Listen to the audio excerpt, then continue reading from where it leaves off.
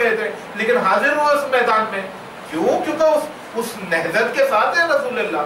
وہ نہضت رسول اللہ کی راہ میں، اللہ کی راہ میں تو کی گئی ہے. سوال اصل میں یہ تھا کہ وہ پرسہ لینے کے لیے نہیں پرسہ نہیں چاہیے ان کو کسی کا ہم میں سے کسی کے آنسو کی ضرورت نہیں ہے. حضرت سیدہ فاطمہ الزہرا کو ان کی شان، ان کی منزلت بعید ہے ان کو ہمارے آنسو کی. ان کو ضرورت ہے کس چیز کی؟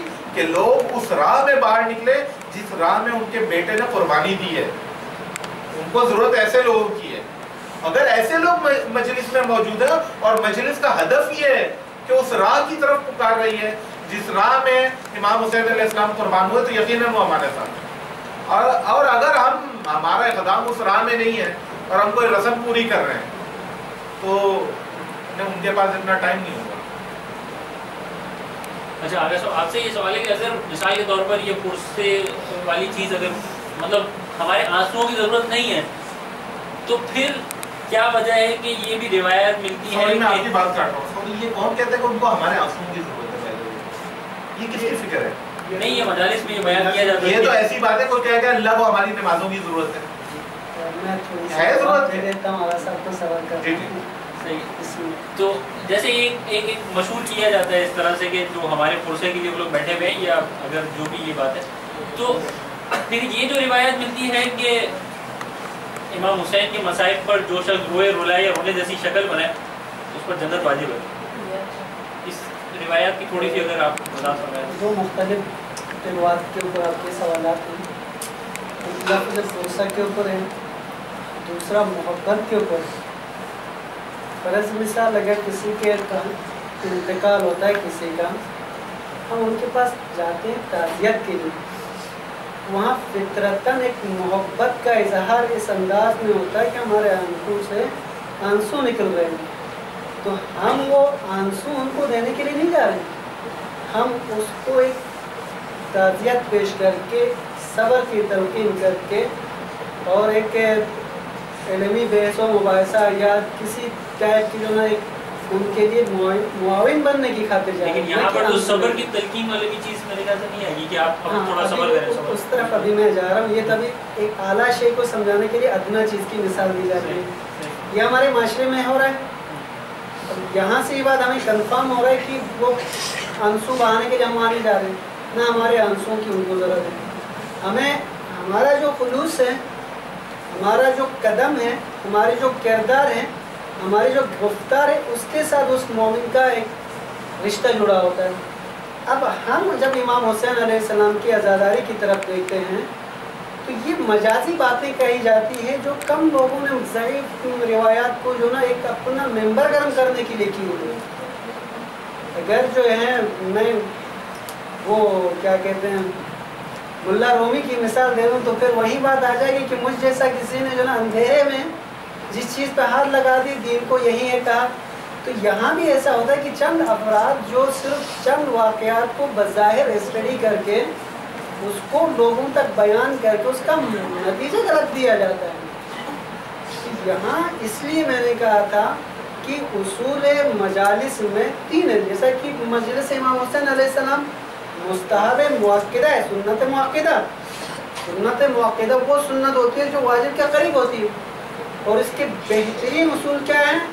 فضائل و مصائب، مقصد کی طرف دیکھنا. جب ہمارا نیت اور مطلب اس چیز پہ ہوگا باقی ساری چیزیں آٹومیٹک الگ ہو جائیں گی. اور جس طرح بھائی صاحب نے سوال کیا کہ زنجیر لے کے اس نے مارا، یہ تو قصدن ہو گیا. زنجیر لے کے جانا اس بات کی دلالت ہے کہ وہ قصد کر رہا ہے کہ میں ماروں. بغیر قصد اس چیز کو کہا جاتا ہے کہ کوئی روایت ان کو ایسے سننے میں آیا کہ وہ بیچارے اپنے حواس سے باہر نکلنے کے بعد جو بھی شے اس کے سامنے تھی اس سے اپنے اوپر اپنے آپ کو زخمی کیا. اس کو کہا جاتا ہے بغیر قصد کے. یا یہ کہ جیسا کہ وہ ہارٹ اٹیک ہوتا ہے. اور آپ کا جو دوسرا سوال تھا کہ جب جو روتا ہے یا رلاتا ہے وہ ان کے لیے جنت واجب ہے، یہ محبت کے ساتھ ہے. جو اہل بیت علیہ السلام سے محبت کریں گے ان کے لیے جنت واجب ہے، کیونکہ محبت کے تقاضے پورے کرنا پڑے گا. اس کے لیے میں ایک جملہ بار بار کہا کرتا ہوں، ہم امام حسین علیہ السلام کو مانتے ہیں امام حسین علیہ السلام کا نہیں مانتے. امام حسین علیہ السلام جس مقصد کی طرف بلا رہے ہیں ہم اس کو تو نہیں مانتے ہیں، لیکن دعویٰ کیا کرتے ہیں؟ امام حسین آپ بڑے صابر تھے، بڑے آپ مظلوم تھے، یہ مانتے ہیں. یہ تو ہم مانے نہ مانے اور انہوں نے اپنا عمل تو کر چکا ہے، جس کی وجہ سے اصل محبت اہل بیت علیہ السلام عبادت ہے، اور ایسے افراد مرتے ہیں تو وہ شہادت کی موت سے فائز ہوتے ہیں. لیکن میں ایک بات عرض کروں کہ یہ مجھے نہیں معلوم ہے کہ کسی کا یہ کانسیپٹ ہے کہ اس کی ضرورت ان کو ہے. یہ جو رونا ہے امام حسین علیہ السلام پر مصائب کے سبب جو آنکھوں سے آنسو نکلتے ہیں، یہ ہمارے گناہوں کے دھلنے کا سبب بنتے ہیں. ٹھیک ہے، ان کی محبت میں نکل رہے ہیں نا، اور ان کی محبت خود اصلاً واجب ہے. ٹھیک ہے، تو آنسو کا بہانا یا اس پہ ہمارا حزن یعنی ہمارا ان واقعات کو سن کے غمگین ہو جانا، یہ ہماری نجات کا سبب ہے. یہ ہماری ضرورت تو ہو سکتی ہے، یقیناً ہماری ضرورت ہے. یعنی میں نے کہا نا کہ یہ بعید ہے کہ اس مصیبت کا کوئی ذکر سنے. جب رسول مکرم صلی اللہ علیہ وآلہ وسلم روئے تو کون بدبخت امتی ہوگا جو نہیں روئے گا. ٹھیک ہے، تو یہ تو ایک سنت رسول ہے رونا. کہنے کا مقصد یہ ہے کہ یہ سمجھنا کہ اس کی ان کو ضرورت نہیں، یہ آپ کو ضرورت ہے، کیونکہ یہ رونا آپ کو آمادہ کرتا ہے. خود ایک تو ظلم پر رونا یہ انسانی فطرت کا حصہ ہے. ٹھیک ہے، اس کو غمگین ہونا چاہیے کہ جائے گا کہ کائنات کی عظیم ترین ہستیوں پر ظلم ہو رہا ہو. ٹھیک ہے، اور ان کو اکیلا تنہا پیاسا شہید کیا جا رہا ہو، تو ایک تو انسانیت کا تقاضا ہے رونا اور اس پر ہمارا غمگین ہونا. دوسرا، دینی اعتبار سے واجب ہے کہ ہم ان سے محبت کریں. رسول اللہ کی سیرت ہے تو اس کا بھی اتباع ہو رہا ہے. یہ دونوں چیزیں. پھر تیسری چیز کہ یہ رونا اور یہ غم ہمیں ان کے مقصد سے، ان کی نہضت سے قریب کرتا ہے، اس کا مقدمہ بنتا ہے یہ. ٹھیک ہے، اس لیے بھی ضروری ہے. لیکن اگر کوئی یہ کہتا ہے کہ اس کی ان کو ضرورت ہے، یہ مجھے نہیں معلوم ہے کہ یہ کوئی یہ کہنے کی جرات بھی کر سکتا ہے کہ ان کو کسی وہ ہمارے کسی عمل سے، ہمارا کوئی عمل ان کو کوئی نفع نقصان نہیں پہنچاتا، ہمیں نفع نقصان پہنچاتا. اس میں ایک چیز میں تھوڑا اور ایک بڑا صاحب کے اس کے حساب سے تھا کہ ہمارے سامنے بچے بیٹھے ہو کہ ان کے ذہن پہ یہ باتیں آئیں گی. جس طریقے سے فروعات دین پہ ہم عمل کرتے ہیں، روزہ نماز ہم ادا کرتے ہیں، حج، یہ خدا کی ضرورت تو نہیں ہے نا. اگر یہ خدا کی ضرورت ہوتی تو پھر یہ جبرن ہونا چاہیے تھا کہ میں نے آپ کو پیدا کیا ہوں، ہر نے آپ لوگوں کو کرنا ہے. یہ خدا اتنا رحیم ہے، اتنا شفیق ہے، اتنا کریم ہے کہ ہمارے ماؤں سے 70 گنا زیادہ ہمیں چاہتا ہے. تو یہ ایک حصار ہے. جیسا کہ علم عملیات کی نگاہ سے اگر اس نماز کو دیکھا جائے، دعا کو دیکھا جائے، یہ انسان کے لیے حصار ہے کہ وہ آئے دن ہر ساتھ ہر قسم کی بلا، ہر قسم کی شر، ہر قسم کے جو ہے امراض سے محفوظ رکھنے کا سبب بنتی ہے. تبھی تو ائمہ علیہ السلام نے کہا کہ دعا جو ہے مومن کا اسلحہ ہے. اسلحہ کہاں استعمال ہوتا ہے؟ وہاں استعمال ہوتا ہے جہاں آپ کو خوف خطر ہو. یہ دنیا ہمارے لیے مشکلات اور پریشانیوں کا گھر ہے، تو ان سے نجات کے لیے یہ نماز، روزہ، صدقات، خیرات، یہ سب ہمارے لیے رکھا گیا ہے. تو یہی مثال یہاں عزاداری پہ بھی آ رہی ہے. عزاداری جو ہے اپنا ایک اظہار عقیدت، اظہار محبت، اظہار حقانیت کہ ہم حق والوں کے ساتھ ہیں، ہم مظلوموں کے ساتھ ہیں، اور ہم باطل قوتوں کے خلاف اٹھنے والے ہیں. اس کا نام اور وہ جو روایت آپ پڑھ رہے ہیں کہ کوئی رلائے، کیونکہ یہ رونا روزانہ اس بات کا سبب بنتا ہے کہ لوگ امام حسین علیہ السلام کے قریب ہوتے ہیں. ٹھیک ہے، آپ کا یہ کام کرنا، عزاداری کا احیاء کرنا، اس کا اجرا کرنا، اس بات کا سبب بنتا ہے کہ لوگ امام حسین علیہ السلام ان کے مقاصد کے قریب ہوتے ہیں. تو ہر وہ عمل جو اس مقصد کا مقدمہ بنے اور اس ہدف کی طرف لے کر جائے، یقیناً اس کا ثواب ہے.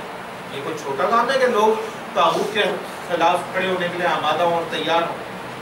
چھوٹا کام نہیں ہے، بلکہ ائمہ کے آنے کا مقصد یہ ہے، رسول اللہ کی آمد کا مقصد یہ ہے، مقصد بعثت ہے. ٹھیک ہے، کہ لوگوں کو طاغوت کے خلاف کھڑا کیا جائے. ٹھیک ہے، اور طاغوت کا انکار کریں لوگ. جیسے فمن یکفر بالطاغوت آیت الکرسی کے ساتھ جو ہے آیت ہے، کیا ہے کہ طاغوت کا انکار کیا جاتا ہے. یہ تو اولین فریضہ ہے، قرآنی فریضہ ہے. تو عزاداری وہ پلیٹ فارم ہے جو اس کام کو انجام دینے کا سبب بنتی ہے کہ لوگوں کے دلوں میں یزید اور یزیدیت اور طاغوت سے نفرت پیدا ہوتی ہے، باطل نظام سے نفرت پیدا ہوتی ہے، لوگوں کے بنائے ہوئے نظام سے نفرت پیدا ہوتی ہے اور ان کو الہی نظام کی طرف لے جانے کا سبب بنتی ہے.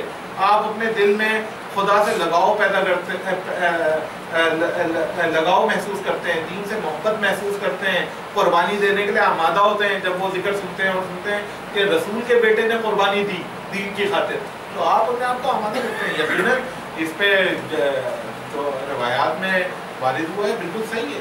اگر کوئی شخص مثال کے طور پہ روتا تو ہے لیکن طاغوت کے نظام کے خلاف نہیں کھڑا ہوتا، کیا اس پر بھی یہ روایت اپلیکیبل ہوگی؟ یعنی طاغوت سے نفرت نہیں پیدا ہوتی، روتا تو ہے لیکن بعید ہے، ایسا میں نہیں مانتا کہ ایسا ہوتا. نہیں مطلب آج کے دور میں ایسے تو ہے نا کہ مثال کے طور پر امریکہ یا اس کے خلاف نہیں کھڑے ہوتے، نہیں یعنی مجالس میں روتے کھڑے نہیں ہوتے. ممکن ہے وہ ایمان کے سب سے نچلے درجے میں ہوں اور دل میں برا سمجھتے ہیں. نہیں دل میں بھی مطلب اگر دل میں بھی امریکہ کو اور طاغوت کو برا نہیں سمجھتے بلکہ یہ سمجھتے ہیں کہ یہ یوم القدس یا اس طرح کی ریلی ہے اس میں جانا بھی بیکار ہے اور وہ امام حسین کی مجالس میں بھی روتا ہے، تو یہ کیا؟ مجھے نہیں معلوم ہے ایسا کیسے ہوتا ہے. کوئی مومن ہو اور اس کے دل میں طاغوتی نظام کے خلاف نفرتی نہ ہو، طاغوت کے خلاف نفرت نہ ہو، تو مومن کیسے ہے؟